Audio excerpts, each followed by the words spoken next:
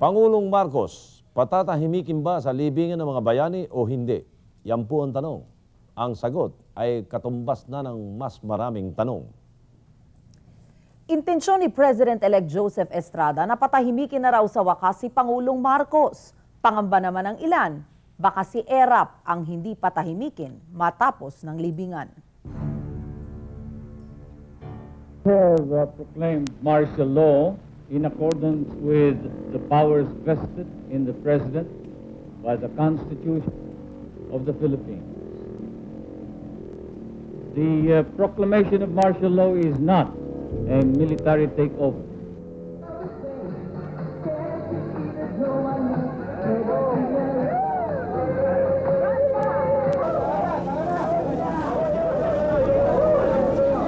For the Marcos family, this was to have been a day of celebration.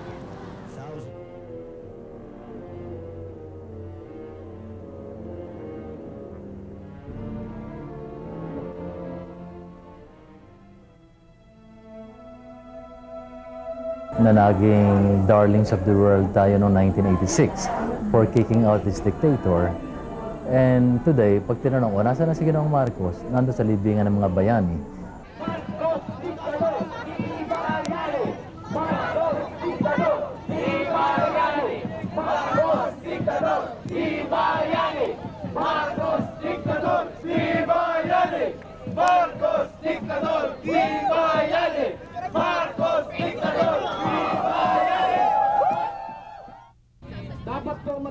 Nararapat ba o hindi nararapat ilibing si yumaong Pangulong Marcos sa libingan ng mga bayani? Nahahati ang marami. Ngunit isang bagay ang pinatunayan ng mainit na isyong ito.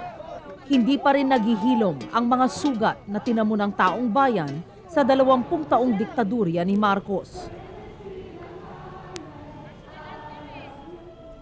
Mahigit sa 3 dekada nang nananahimik sa libingan ng mga bayani ang ama ni Dulce, si Colonel Alfonso Quintans. Si Quintans ay isang sundalo na napabilang sa Death March sa Capas, Tarlac. Anya, kung matutuloy ang pagpapalibing kay Marcos, hindi siya magdadalawang isip na ilipat na lamang ang labi ng kanyang ama. Pero ang dami namang libingan. Bakit naman pipiliin pa yung libingan ng mga bayani na itatabi? Is it a slap on the face? Of course, it is. It's desecrating the honor of my father. In a sense, hindi ba? Kasi parang, wow, yung tatay ko na naging very honest, kasi nasa Corps of Engineers siya eh. Kung gusto niyang nangurakot nun, pwede nang mangurakot yan eh. Pero kami, naghirap din kami. Kasi baga eh, namatay siya, walang-wala kami. Sa akin, part ng pride ko yan eh. Tapos isang tao na hanggang ngayon nga eh, yung mga kayamanan, hindi maibalik-balik. Ito rin ang gagawin ni Raymond Canda sa labi ng kanyang tiyo, si Private Benjamin Canda. Isang sundalo na namatay rin sa Bataan Death March. Para ako na insulto kasi sagrado tong lupang to eh. Para sa akin, ganun yun. Tapos nun, kasi nung nag-estudyante ako, presidente na nun si Marcos dahil sa martial law nga. Galing akong UP, di siyempre talaga yung, alam ko kung ano yung pinagkagawa niya. Ano nga ba ang bayani? Tanong ng kapatid ni Marcos, si Fortuna Barba. Sino ang makakapagsabi kung sino ang nararapat? To me, he is a hero. In the first place,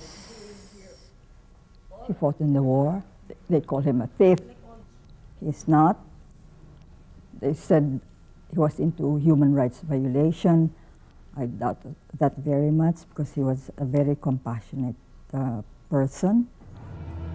Ngunit naniniwala si Mrs. Barba na nararapat manatili na lamang si Marcos sa Batak.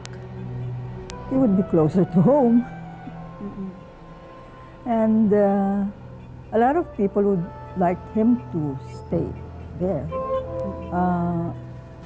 Especially with Ilocanos.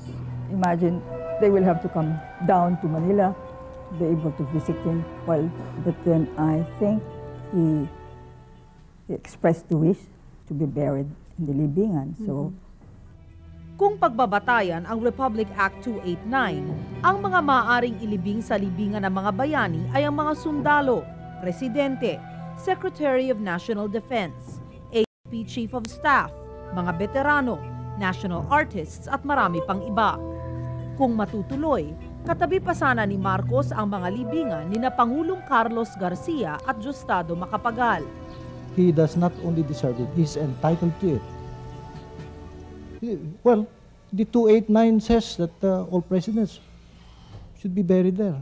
So, hindi sinasabing ko mo naging presidente ka, automatically you're entitled.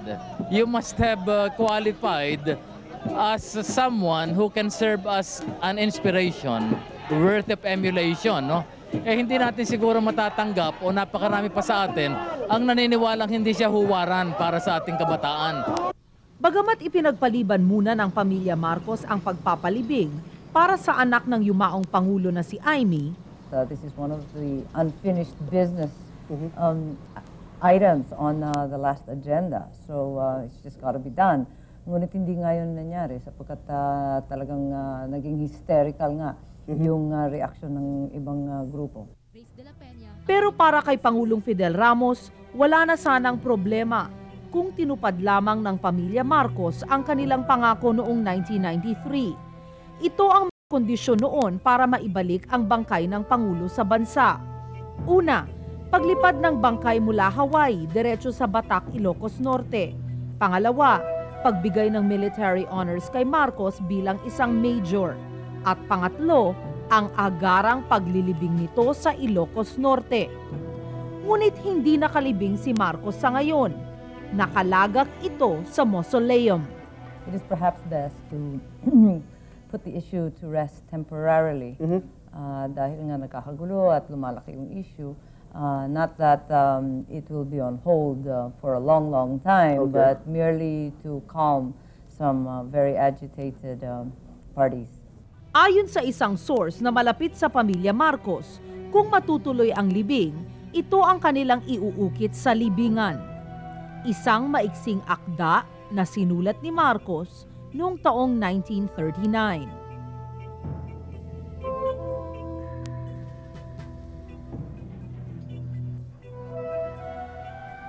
Marami ang nagulat sa biglang pagbabago ng isip ng mga Marcos. Para kay dating Senador Jovito Salonga, timing ang problema. The greater issue is, ito ba ang panahon para gawin ito? Kung ako si Presidente Estrada, at hindi naman ako nangunguna sa kanya, ang una ko munang tatalakayang problema ay ang problema ng economic crisis, problema ng unemployment. Maraming mga taong walang trabaho. Maraming mga taong on strike at inaalis sa kanilang mga trabaho. At maraming mga tao ang naghihikahos at naghihirap. Ito ang mga pangunahing problema. Pero hindi pa siya nakapasok sa kapangyarihan. Ang lagi niyang binabanggit sa periodiko yung paglilibing kay Marcos. Bakit? Bakit yan ang kanyang iginigiit na problema? Ito nga ba ang kapalit na hinihingi ng pamilya Marcos sa pag-atras ni Imelda sa kanyang kandidatura? Ito'y pinagmitingan ng ginawa ni Ginong Estrada, ni Ginang Imelda, at ng isang pungsoy expert na dapat daw wag naka-expose, no?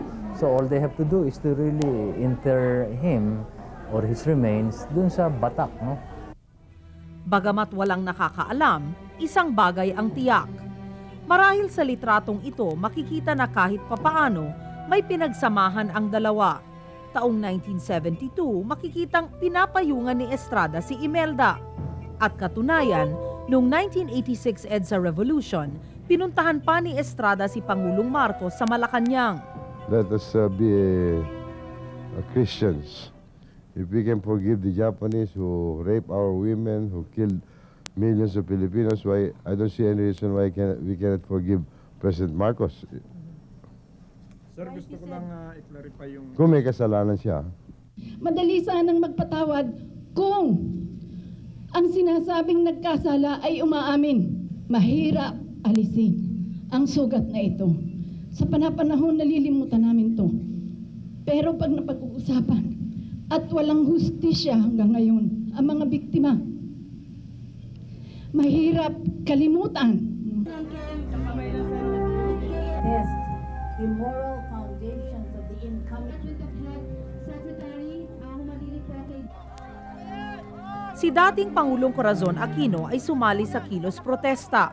Inaamin niyang mahirap tapatan ang popularidad ni Erap ngayon. Kung kaya't panawagan niya, gamitin na lang ang konsyensya. People know what Marcos was all about, and especially for those of us who suffered under martial law, my position is that we should inform the young people about the evils of the Marcos dictatorship. We do not want them to forget. Pero may kahulugan pa ba ang martial law sa kabataan ngayon? I want to show that I'm against the burial of Marcos sa libingan ng mga bayan. Because he's not deserving for that. Naniniwala ako na talagang hindi magiging bayani si former President Marcos.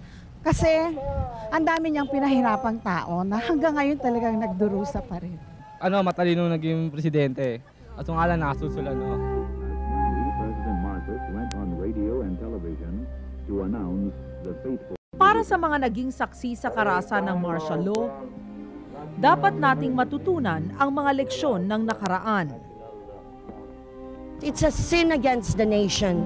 Kasalanan laban sa bayan itong gagawin niya, nasisirain niya ang alaala ng ating kasaysayan. Kayang sakdal dila ang magnasang makaalpas. Pilipinas kong minumutya, hugad ng luha ko't talita.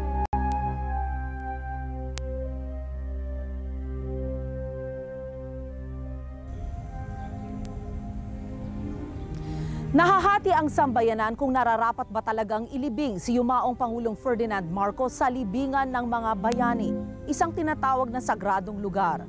At bagamat 9 na taon na ang nakakaraan mula nang siya'y mamatay, hindi maikakailang buhay na buhay pa rin para sa marami ang kanyang alaala, masalimuot man o maganda.